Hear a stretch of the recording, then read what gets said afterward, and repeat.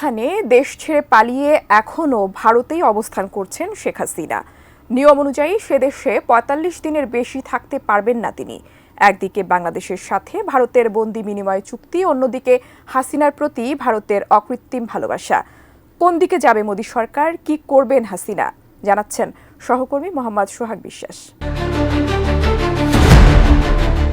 গণ অভ্যুত্থানে গত ৫ অগস্ট বাংলাদেশে স্বৈরাচারী তকমা পাওয়া নেতা দেশ থেকে পালাতে বাধ্য হয়েছেন। তিনি একমাত্র নেতা যাকে দেশ ছেড়ে পালিয়ে যেতে হয়েছে।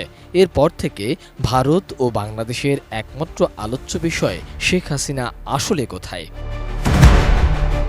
বিক্ষোভকারীরা ঢাকায় হাসিনার বাসভবন অভিমুখে অগ্রসর হলে তিনি পদত্যাগ করেন। পরে একটি সামরিক উড়োজাহাজে করে ভারতের গাজিয়াবাদের কাছে ভারতীয় বিমান বাহিনীর একটি ঘাঁটিতে আশ্রয় নেন। মোদী সরকার তখন থেকেই নিশ্চিত করে আসছে যে হাসিনা ভারতেই অবস্থান করছে, তবে কোথায় আছেন, কিভাবে আছেন সে বিষয়ে নিশ্চুপ দৃষ্টি।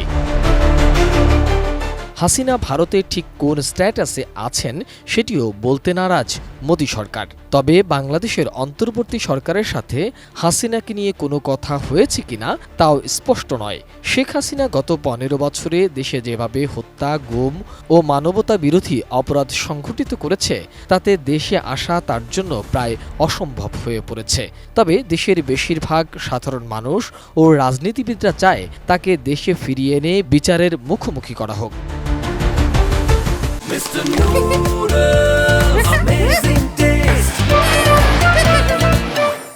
কূটনৈতিক পাসপোর্টের ক্ষমতায় বৈধভাবে তিনি ভারতে ৪৫ দিন থাকতে পারেন, যদিও সেই পাসপোর্ট বাতিল করেছে অন্তর্বর্তী সরকার। তবে গুরুত্বপূর্ণ বিষয় হচ্ছে বৃহস্পতিবার অর্থাৎ ১৯ সেপ্টেম্বর শেখ হাসিনার ভারতে থাকার এই মেয়াদ শেষ হয়েছে। কূটনৈতিক পাসপোর্টের দৌলতে তিনি যে ভারতে ৪৫ দিন থাকতে পারেন তা পূর্ণ হয়েছে।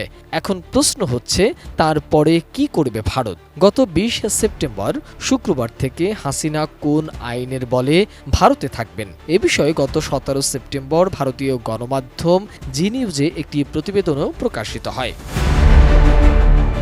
অবশ্য এর আগে গত মঙ্গলবার ভারতের পররাষ্ট্র মন্ত্রণালয়ের এক মুখপাত্র জানিয়েছে, কূটনৈতিক পাসপোর্টের দৌলতে শেখ হাসিনা ভারতে থাকার মেয়াদ শেষ হলেও তাকে বাংলাদেশে পাঠানোর কোনো সম্ভাবনা নেই। অনেকে মনে করছেন, তিব্বতী ধর্মগুরু দালাই লামার মতো সাময়িকভাবে রাজনৈতিক আশ্রয় দেয়া হতে পারে হাসিনাকে। তবে ভারতে থাকার বিষয়টি এখনও ভারতের সিদ্ধান্তের উপর নির্ভর করে বলেও মনে করছেন তারা।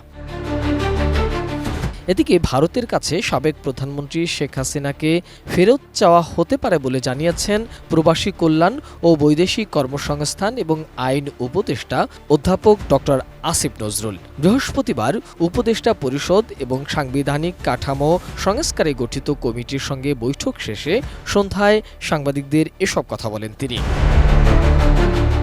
শেখ হাসিনা ভারতেই থাকবেন নাকি ভারত সরকারের সহায়তায় অন্য কোনো দেশে আশ্রয় নেবেন সে বিষয়টি এখনও স্পষ্ট নয়। তবে শেখ হাসিনা ভারত ত্যাগের আগে মুখে কুলুপ এঁটে থাকবেন মোদী সরকার, এমনটাই মনে করা হচ্ছে।